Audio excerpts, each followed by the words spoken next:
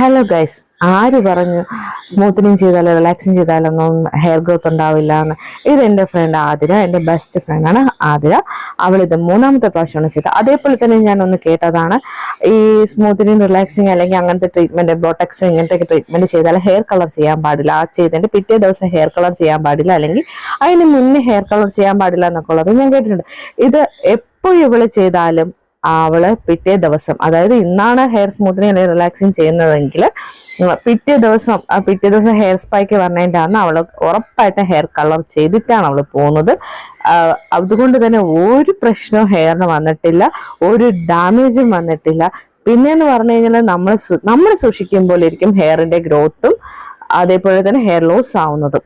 ബൊട്ടക്സും അതേപോലെ ബ്രസിലും വരൽ ട്രീറ്റ്മെന്റും ബ്രസിലിൻ ട്രീറ്റ്മെന്റ് അങ്ങനത്തെയൊക്കെ ഉള്ള ഇതെല്ലാം കെമിക്കൽ തന്നെയാണ്. വീണ്ടും ഞാൻ പറയണത് കെമിക്കൽ തന്നെയാണ്. ഒത്തിരി പാർലേഴ്സിന്റെ ഇതിൽ ഞാൻ കേട്ടിട്ടുണ്ട്, കണ്ടിട്ടുണ്ട്. അവര് പറയുന്നുണ്ട് ഇത് കെമിക്കലല്ല, പ്രോട്ടീൻ ട്രീറ്റ്മെന്റ് ആണെന്നൊക്കെ. ഇപ്പൊ ഞാനായാലും അത് ചെയ്ത് കൊടുക്കാറുണ്ട്. പക്ഷെ അതെന്ന് പറഞ്ഞു കഴിഞ്ഞാൽ നമ്മളിപ്പോ ഹെയറിൽ ക്രീം അപ്ലൈ ചെയ്തിട്ട് പിന്നെ അതിനെ നമ്മൾ ബ്ലോ ഡ്രൈ ചെയ്ത്, അപ്പൊ അതിന്റെ പുക, അതേപോലെ തന്നെ ഹെയർ അയൺ ചെയ്യുന്ന അതിന്റെ പുകയെല്ലാം നമ്മൾ ശ്വസിക്കുന്നത് കൊണ്ടാണ് ഈ പറയുന്നത് ആ ക്രീം നമ്മളെ പിന്നെ അതിനൊരു വാഷിംഗ് ഇല്ല, അത് നമ്മൾ ശ്വസിച്ച് നമുക്ക് എന്തെങ്കിലും പ്രോബ്ലം വരുമെന്ന് പേടിച്ചിട്ടാണ് ഞാൻ അത് കൂടുതലും പ്രൊമോട്ട് ചെയ്യാത്തത് തന്നെ.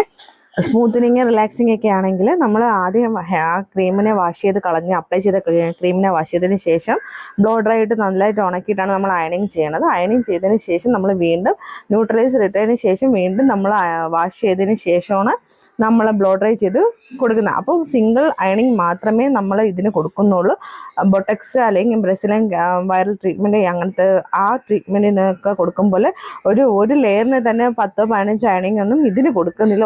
ഒരു ലെയറിന് നമ്മൾ 1-2 അയണിങ് മാത്രമേ നമ്മൾ കൊടുക്കാറുള്ളൂ, ഞാൻ കൊടുക്കാറുള്ളൂ. അങ്ങനെയുള്ള ബ്രസീലിയൻ അതേപോലത്തേക്ക് ട്രീറ്റ്മെന്റുകൾക്കൊക്കെ എന്ന് പറഞ്ഞു കഴിഞ്ഞാൽ നമ്മൾ ആ ക്രീം അപ്ലൈ ചെയ്തതിന് ശേഷം നമ്മൾ പിന്നെ വാഷിങ്ങോ കാര്യങ്ങളോ ഒന്നുമില്ല, ആ ക്രീം ഇട്ട് തന്നെ നമ്മൾ അയൺ ചെയ്ത് ഒക്കെയാണ് വിടുന്നത്. അപ്പം അത് വീട്ടിൽ പോയിട്ട് കൊച്ചു പിള്ളേരൊക്കെ ഉണ്ടെങ്കിൽ അവരും ഇതൊക്കെ ശ്വസിക്കേണ്ടി വരും. അതുകൊണ്ടാണ് ഇപ്പം ഈ പറഞ്ഞ പോലെ ഞാൻ അതിനെ പ്രൊമോട്ട് ഒരുപാട് ചെയ്യാത്തത്.